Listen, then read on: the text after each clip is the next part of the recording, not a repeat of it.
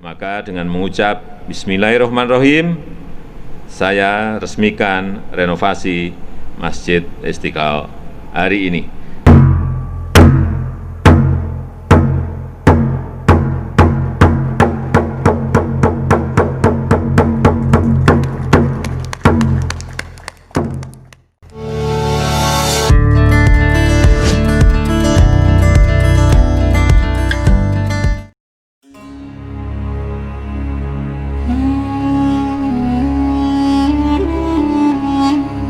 Pada tahun 1953, Panitia Pembangunan Masjid Istiqlal melaporkan rencana pembangunan Masjid Istiqlal kepada Presiden Soekarno. Presiden menyambut baik rencana tersebut, bahkan akan membantu sepenuhnya pembangunan Masjid Istiqlal tersebut. Presiden Soekarno ditunjuk sebagai Ketua Dewan Juri dalam sayembara maket Masjid Istiqlal yang diumumkan melalui surat kabar dan media lainnya pada tanggal 22 Februari 1955. Melalui pengumuman tersebut, para arsitek baik perorangan maupun kelembagaan diundang untuk turut serta dalam sayembara ini.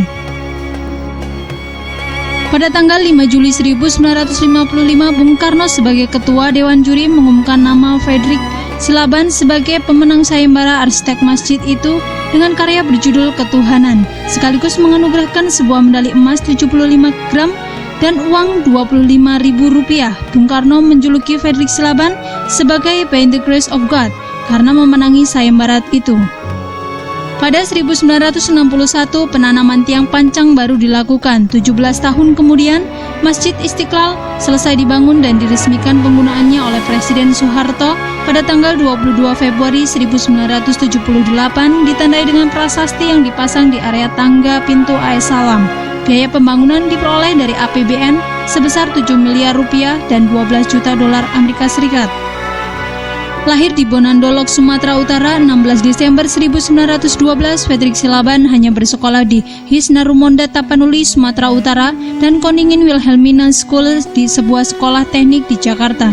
Namun penganut Kristen Protestan dan anak seorang pendeta miskin itu telah melahirkan berbagai bangunan modern pada masanya. Hingga kini karya-karyanya pun menjadi bangunan bersejarah.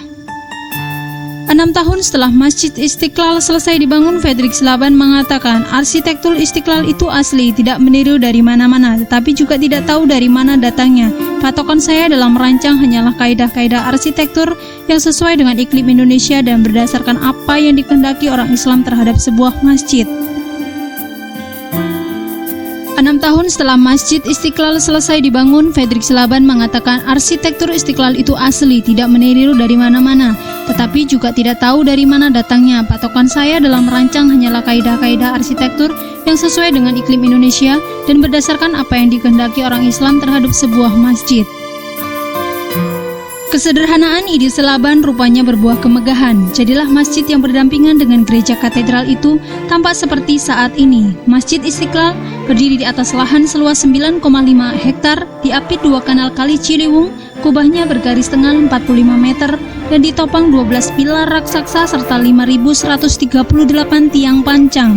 Dindingnya berlapis batu marmer putih, air mancur besar melambangkan tauhid dibangun di barat daya. Dilengkapi menara setinggi 6.666 cm sesuai dengan jumlah ayat Al-Quran, masjid itu mampu menampung 20.000 umat. Udara di dalam masjid begitu sejuk walau tanpa dilengkapi pendingin ruangan, sebab Silaban membuat dinding sesedikit mungkin supaya angin leluasa masuk. Silaban ingin umat yang bersembahyang di masjid itu seintim mungkin dengan Tuhan. Dikutip dari buku Rumah Silaban, saya adalah arsitek, tapi bukan arsitek biasa. Silaban mulai tertarik dengan dunia arsitektur sejak sekolah di Jakarta. Sayang Fredrik, demikian dia dipanggil sang ayah, tak dapat melanjutkan pendidikan ke tingkat universitas karena persoalan biaya. Karir Silaban di dunia arsitek diawali saat bersekolah di Jakarta. Dia sangat tertarik pada desain bangunan Pasar Gambir di Koningsplein, Batavia 1929 buatan arsitek Belanda C.H. Antonius. Setelah lulus sekolah, Silaban mengunjungi kantor Antonius. Dia pun dipekerjakan sebagai pegawai di Departemen Umum di bawah pemerintahan kolonial.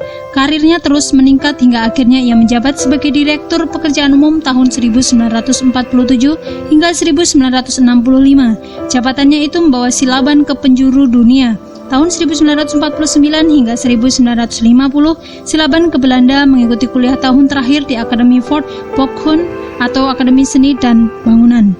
Pada saat inilah Silaban mendalami arsitektur negeri kincir angin itu dengan melihat dan menyentuhnya secara langsung.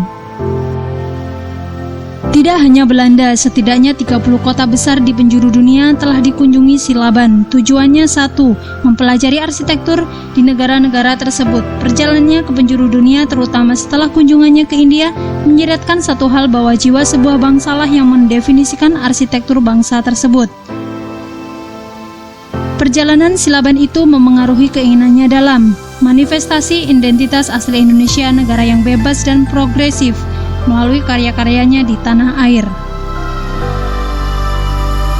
Sang arsitek tutup usia pada hari Senin 14 Mei 1984 di RSPAD Gatot Subroto karena mengalami komplikasi. Selain Istiqlal, peninggalan Silaban hadir di sekitar 700 bangunan penjuru tanah air, diantaranya Stadion Gelora Bung Karno, Jakarta 1962, Monumen Pembebasan Irian Barat, Jakarta 1963, Monumen Nasional atau Tugu Monas, Jakarta 1960, Gerbang Taman Makam Pahlawan Kalibata, Jakarta 1953, hingga Tugu Katulistiwa Pontianak 1938. Dia pergi setelah mengukir sejarah, suatu sejarah yang lebih tinggi dari karya sebuah hasil seni atau teknologi, tetapi adalah sejarah kemanusiaan, kebersamaan, toleransi. Namanya akan dikenang sepanjang zaman. Demikian paragraf penutup di situs bertajuk Silaban Brotherhood.